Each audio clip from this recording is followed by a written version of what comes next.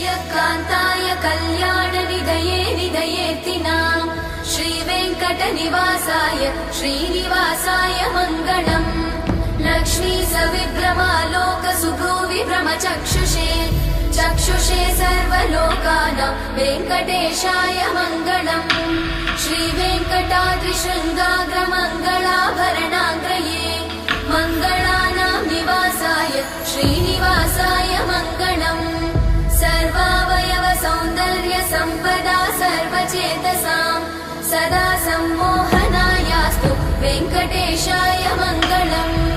नित्याय निरवध्याय सत्यानन्दचिदात्मने सर्वान्तरात्मने श्रीमद् वेङ्कटेशाय मङ्गलम् स्वतः सर्वविदे सर्वशक्तये सर्वशेषिणे सुलभाय सुशीलाय वेङ्कटेश